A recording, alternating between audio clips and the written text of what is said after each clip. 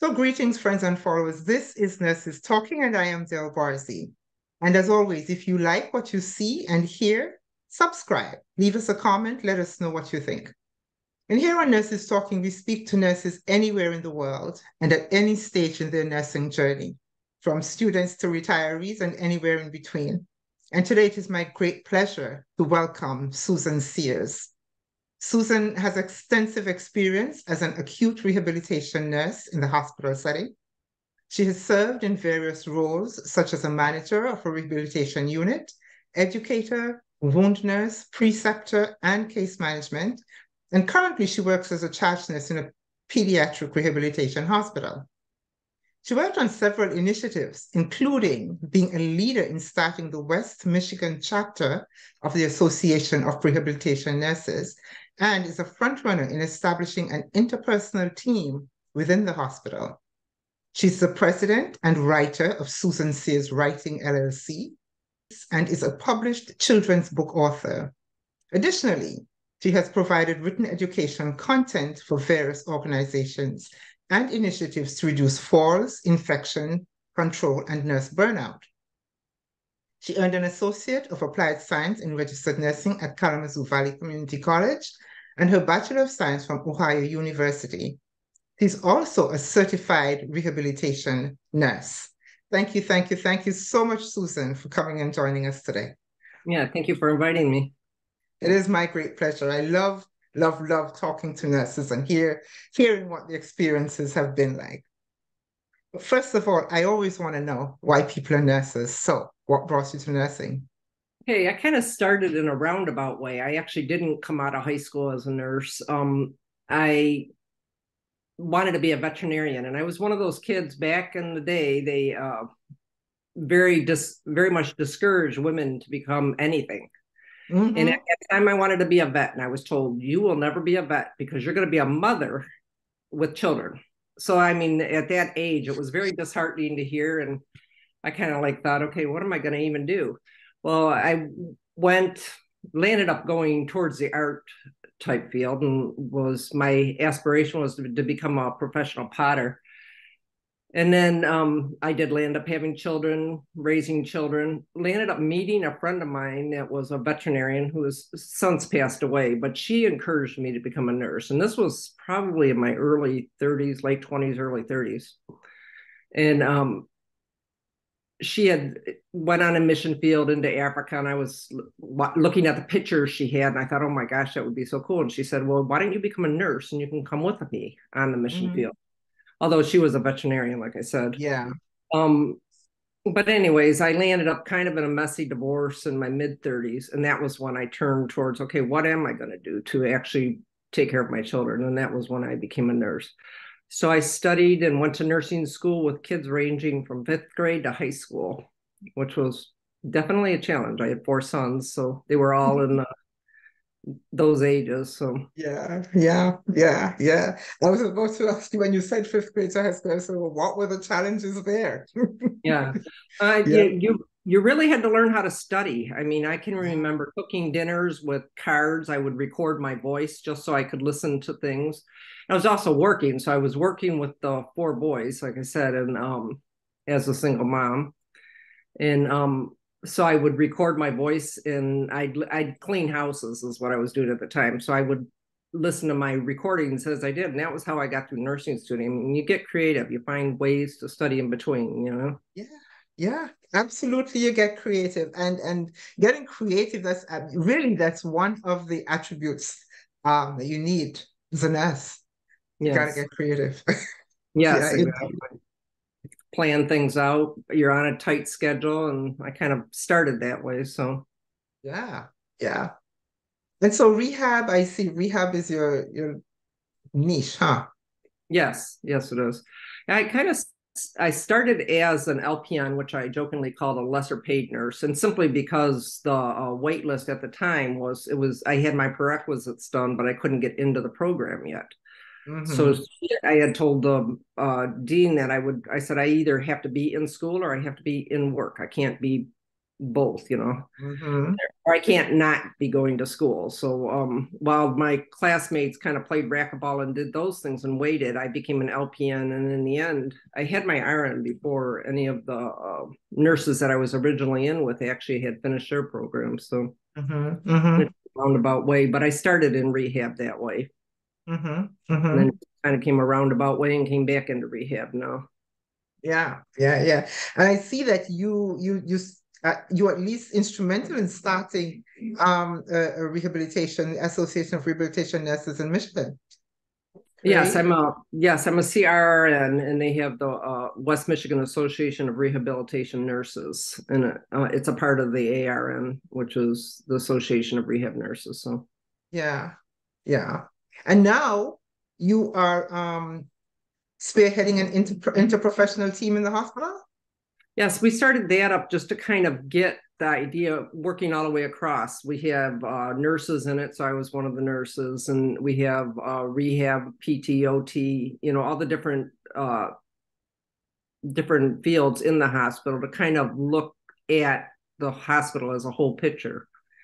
So I'm not currently practicing in that, but we started that up and it's still going. So you serve for a few years on the board there and then move on. Uh-huh. Uh-huh. Okay. All right. So having done all of this, because you've been a wound nurse, you're a pediatric nurse, rehab, all of that, um, what, if any, things you think you'd like to see change about nursing life per se? Um, I think the biggest changes, I mean, nursing is a stressful job. So somehow they have to look at nursing at kind of a work-life balance. I mean, I recently read a statistic that over 30% of the nurses leave the bedside due to stress, and another 50% 5 years later have left. So that's kind of some It's a very staggering sobering thing. statistics. Yeah. And then I think with COVID going through that just added to it. I feel like more nurses have stepped out and we now have a younger crowd. So I feel like somehow, like I look at the younger nurses and they're attempting to balance children as I once was, children Mm-hmm. and nursing. And somehow they have to come up with a better work-life balance for nurses. I feel like it's hard to work a 12-hour shift and then be asked to work a 16 and Yeah. provide daycare in some way. Yeah, yeah, yeah, yeah. I agree with you there. I feel I come from the days when, we were working an 8-hour shift. Yeah. And then it went to the 12-hour shift. And I remember at the time when people said, well, you will have 4 days off and all of that. Um, and what I find is that it doesn't really quite work that way. You Yeah. may have some time off, but you spend so much time just trying to recover. And you spend the 12-hour shift, as you say, often turns into a 16-hour shift. And so, it takes a lot out of you. I'm not sure what the answer is, except that I think that we have to be the ones to make the changes because no one else is going to make it for us. Yeah, I agree. I feel like that's another aspect I would like to see is instead of nursing hospitals being solely run by business leaders, I would rather see nurses running those roles. So Yeah. because I just feel like the things that dribble down aren't even possible on the floor half the time. So No, no, no. Then more than half the time they're not possible. They're totally unrealistic. Um, they're not patient-centered, and almost in a bit unreally unable to achieve. yes. But what you're gonna do? You try, and I Yeah. feel like the more that we advance educationally and we become stronger in who we are, maybe we can step into those roles where we get to make those decisions, where we Yes. demand to make those decisions. And I'm very happy about the younger nurses, actually. They don't take the kinds of things that we took. I know it is true. The ones that stick around generally are pretty hard. Yeah, they're not And taking that I'll say foolishness. that pretty tough Mhm. nurses. Yeah, I like it. I like it. So, what do you think, though? Talking about that and talking about changes that need to be made, what do you think you see in about the next 10 years or so? What do you think it'll look like?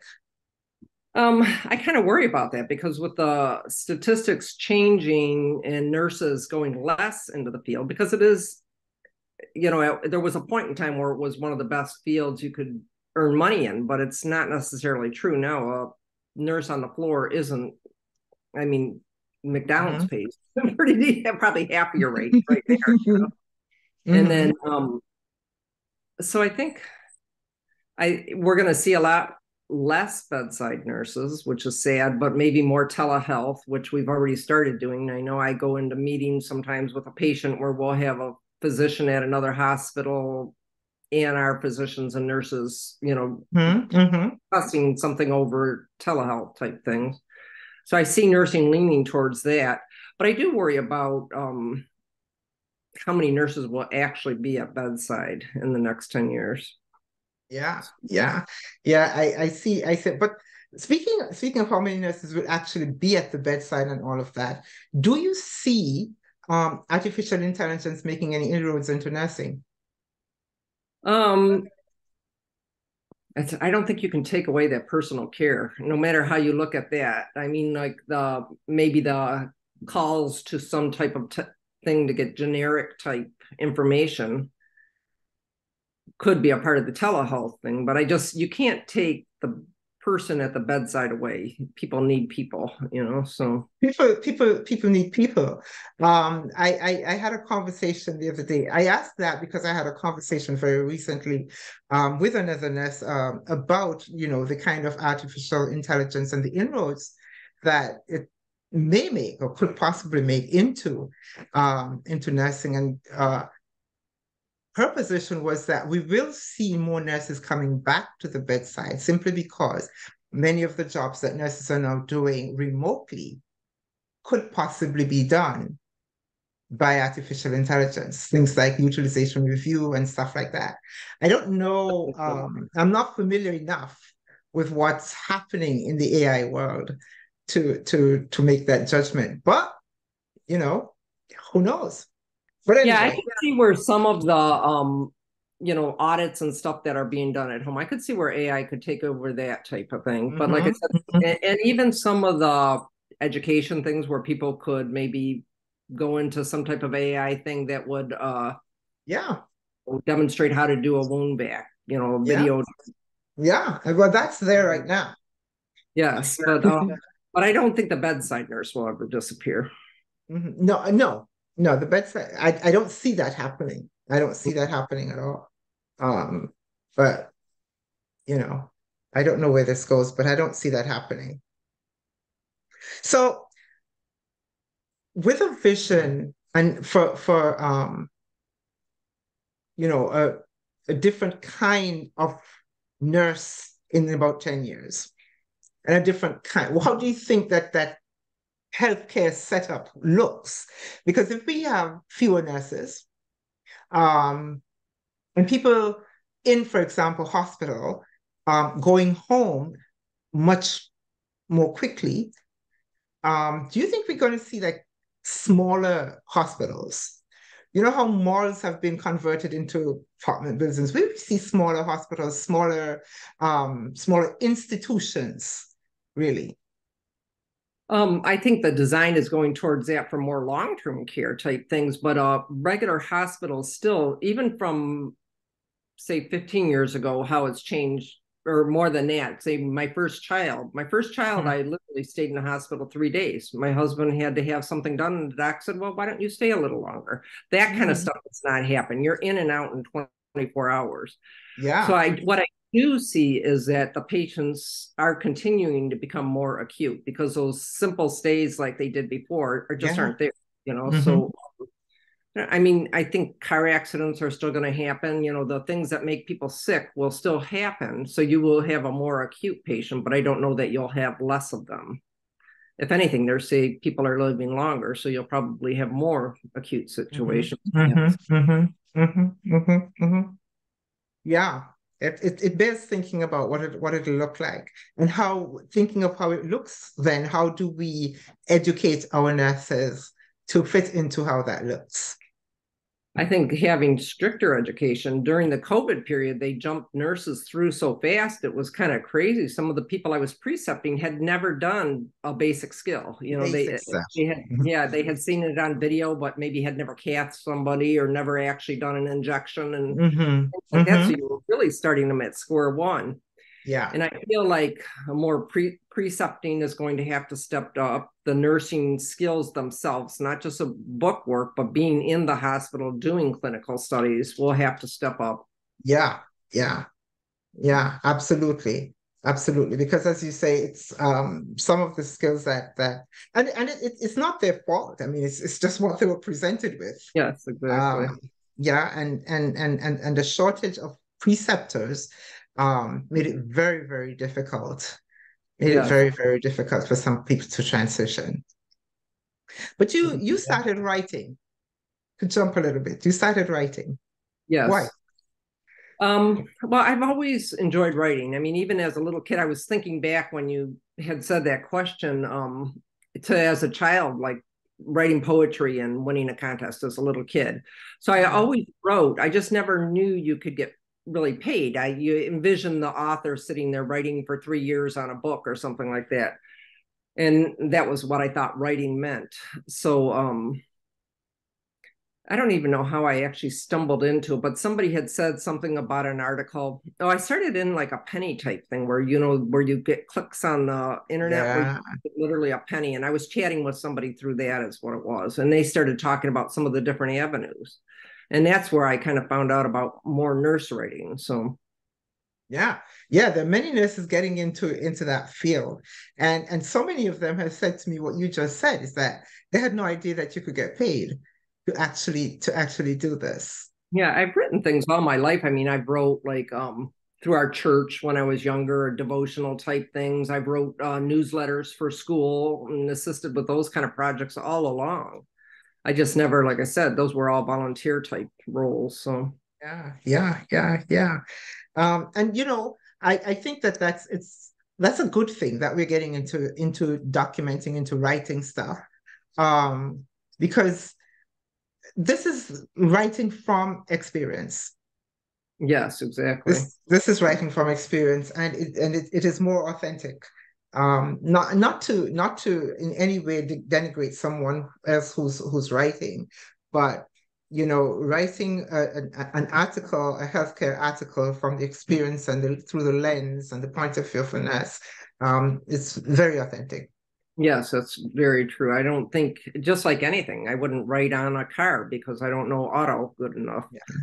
So, just like any other type of skill, writing nursing articles from a nursing perspective and understanding what actually is happening in that procedure or whatever it is that you're writing on. Yeah. So you spoke earlier about a life-work balance. And that's something that we struggle to achieve within the profession, really struggle. And self-care, what we're talking about it more, but right now a lot of it is still lip service. What does self-care mean to you? I mean, I think it looks different at each phase of life. It's different for me now than it was 10 years ago when I had children in my home. I think now a lot of the simple things, drinking water, eating right, doing the things that you're preaching to your patients all the time, actually participating them in yourself, you know. But then other things, finding things that you enjoy. I actually fly fish, so that's kind of one article I wrote, kind of attributed to casting my cares down the river as you stand in the middle of the river and let your cares float away. Yeah. And so finding something that for you relaxes you, you know. Sometimes it's going to bed on time. I mean, if I know I got to get up at 5 in the morning for a 12-hour shift, I'm in bed by 8, 9 o'clock, you know. Yeah.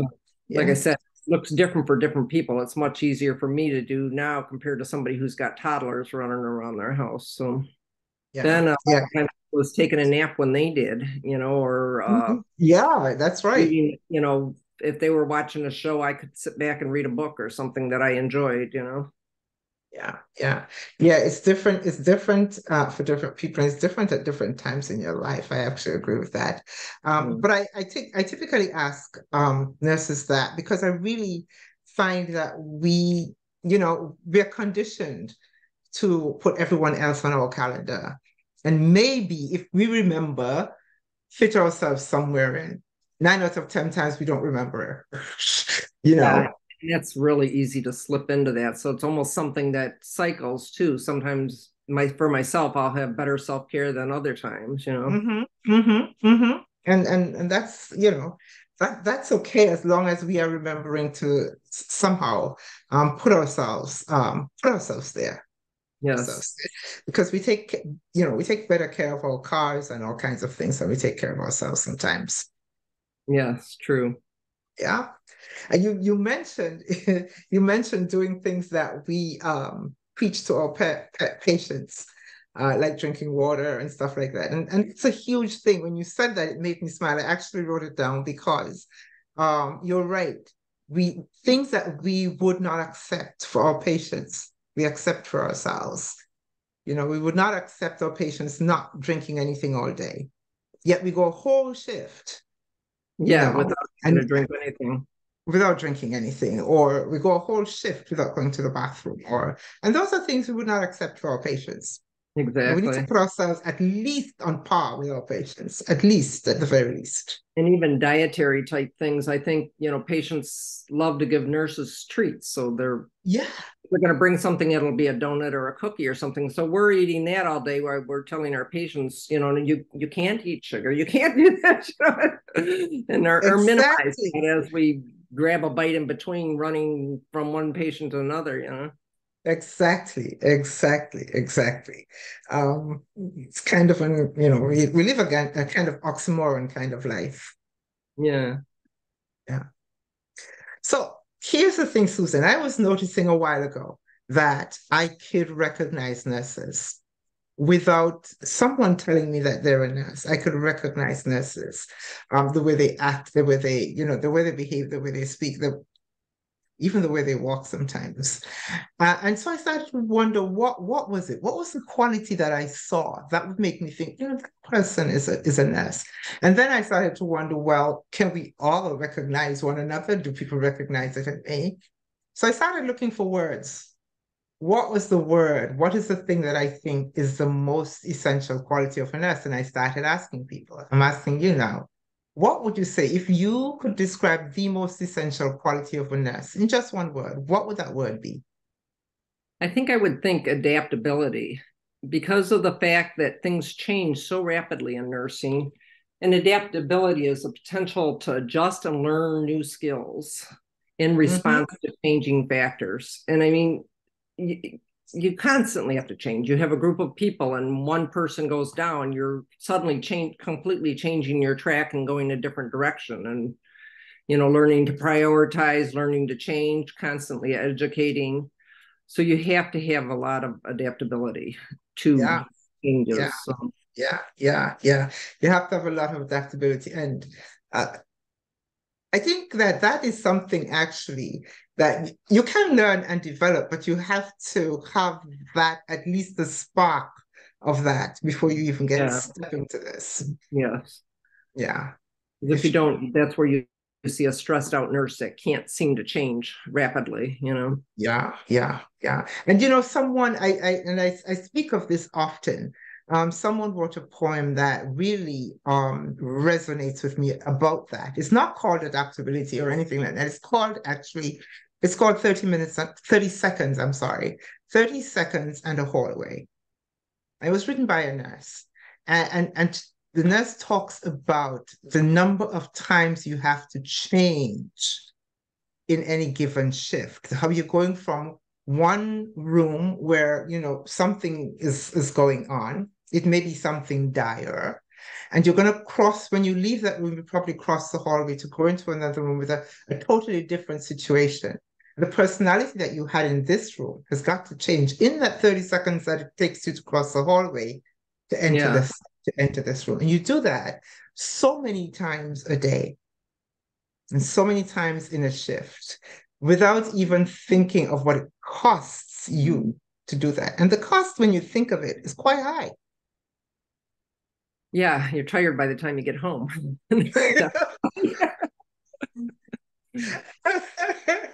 Yeah, you're, you are exhausted on a cellular level.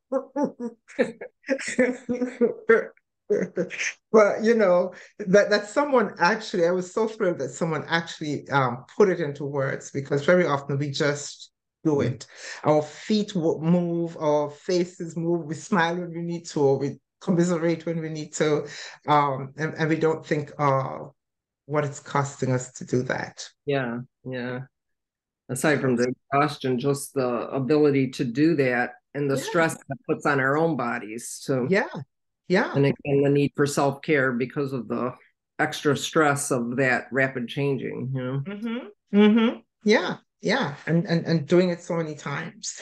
And so I understand when it put in perspective for me, actually, one of the things that many nurses say that they do, they get to work and they sit in their car and you pray or you cry or you do something, and then or you walk into the building and the mantra comes on and you carry on, and then you leave the building and you do that again and you go home. Yeah. Well, and that's so true with even Yeah, nurses with their own everyone has issues. I mean, no matter how yeah, you look at it, and the need to be able to stuff and just put on a face, yeah. here, Hmm.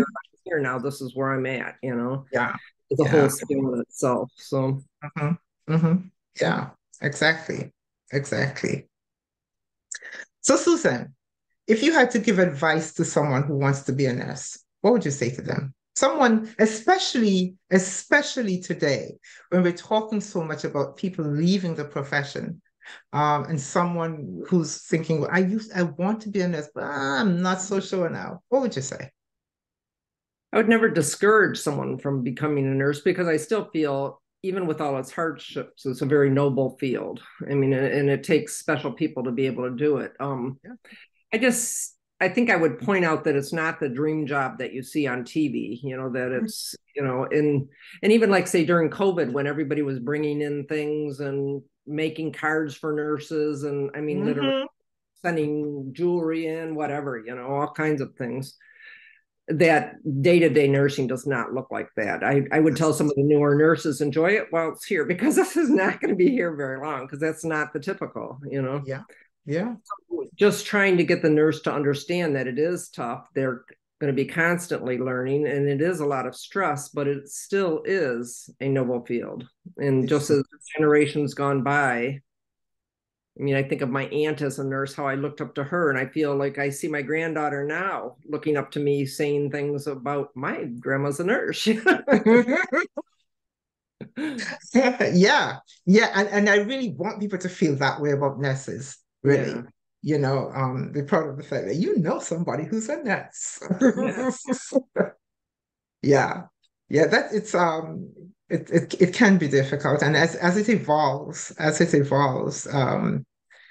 think maybe we'll garner some more respect. Maybe we'll garner some more respect. I think one of the things that we need to pay attention to is that we need to get our consumers, the people we serve, to see us for what we are. I don't think they see us for what we are. They don't see the experience, the education, the assessment skills, the compassion, all of those things that we bring when we walk into a room. Yeah. They see the pill, or they see the injection, or they see you fiddling with the IV or whatever it is you're doing. But the rest of it, they don't see. And it's not their fault that they don't see. It is that we don't show them. Yeah. That's very true. That we don't show them. I would like to see them see that. Every so often I get people who do. I've had, like I actually have a file of letters that people have written me over the years. Patients have written on how I help their care. And that kind of stuff feeds me, Mm-hmm. that when you realize you're appreciated like that. So Mm-hmm. at times you do see that. I can't say that you never do. So Mm-hmm. Excellent. Excellent. Susan, thank you so very much for this conversation. Is there any little gem you'd like to leave us with?